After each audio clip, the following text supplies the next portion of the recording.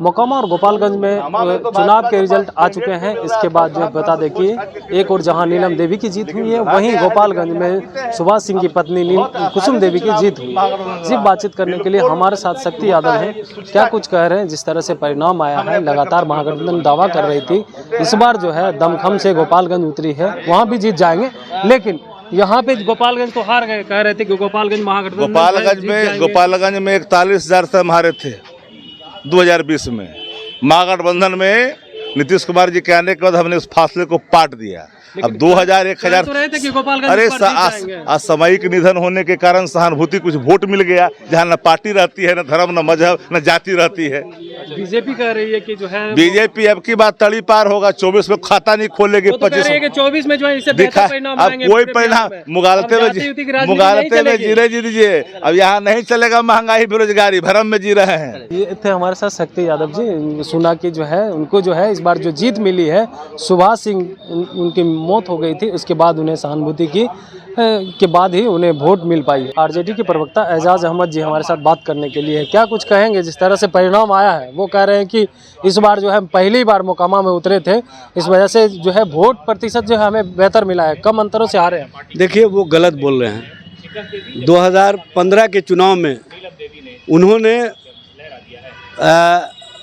अलग से, भारतीय जनता पार्टी ने अलग से समर्थन दिया था, ये सभी लोगों को पता है। नॉमिनेशन कराने के समय में पूर्व उप मुख्यमंत्री सुशील कुमार मोदी जी और तारकिशोर जी वहाँ उपस्थित थे, मंगल पांडे उपस्थित थे, भारतीय जनता पार्टी के सभी रैंक एंड फाइल के नेता उपस्थित थे। 2015 में इन्होंने प्रयोग किया था जो फेल रहा, और 2022 में भी इन्होंने प्रयोग किया, वो भी फेल रहा। भारतीय जनता पार्टी जो मामलों में फेल होती है उसकी चर्चा नहीं करती है।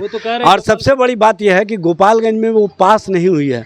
गोपालगंज में सहानुभूति, और गोपालगंज के चुनाव होने के 2 दिन पहले जिस तरह से भारतीय जनता पार्टी के नेताओं को आभास हो गया कि हम वोट से हार सकते हैं, तो उन्होंने कोर्ट का सहारा लिया।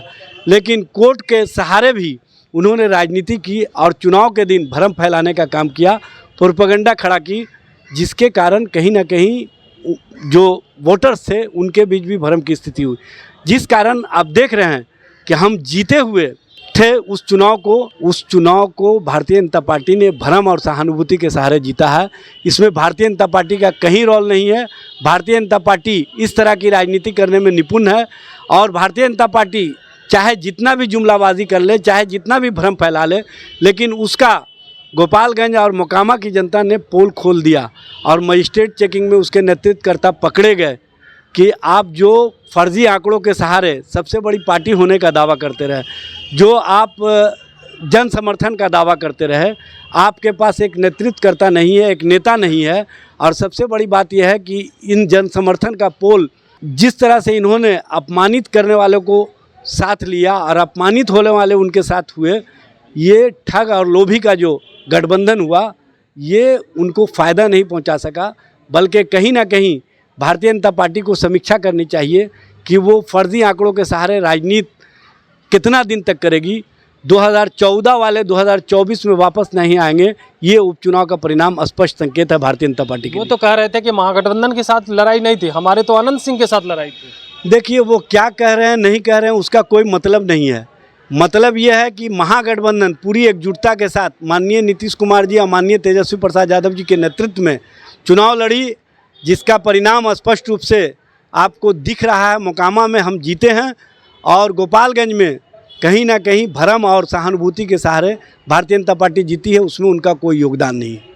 गोपालगंज में वो कह रहे हैं कि वो जो है इस बार जो है जाति की राजनीति काम नहीं आई है। नीतीश कुमार जी जिस तरह से जो कहते थे कि उर्मी का वोट मिलेगा, लेकिन वो सारी चीज़ें फैल रही। तो वो चिराग जी को किसके लिए लाए थे?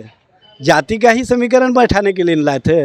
देखिए, भारतीय जनता पार्टी जिस हिंदुत्व के मुद्दे पर राजनीति करती रही है, वो बिहार में भूल जाती है। बिहार में उनको महागठबंधन ने स्पष्ट रूप से दिखाने का काम किया, बताने का काम किया कि आपको जन सरकार के मुद्दे पर आना होगा, और जन सरकार के मुद्दे पर भारतीय जनता पार्टी कहीं टिकने वाली नहीं है। इसीलिए इस तरह की भ्रम की बातें करती है। भ्रम जाल अब बिहार में चलने वाला नहीं है। नफरत के खिलाफ मोहब्बत की राजनीति का जो संदेश देश ने बिहार से सुना है, इसकी गूंज आपको 2024 के चुनाव से पहले दिखाई देगी। तो आपने सुना कि इनका कहना है कि जिस तरह से जो है बीजेपी जो है हिंदुत्व के नाम पे करती है, वहीं मोकामा की बात की जाए चिराग पासवान को भी उतारा गया। बीजेपी ने कहा था कि गोपालगंज में जो है जाति की राजनीति काम नहीं आई, इसी वजह से जो है हमारी जीत हुई। तो फिलहाल इस खबर में इतना ही। कमलेश कुमार, देशवा न्यूज, पटना। सिर्फ खबर दिखाना देशवा न्यूज का मकसद नहीं, देशवा न्यूज की कोशिश है कि समाज की सूरत बदलनी चाहिए। देशवा न्यूज पर वीडियो देखने के लिए लाइक करें, सब्सक्राइब करें, साथ ही बेल आइकन दबाना न भूलें।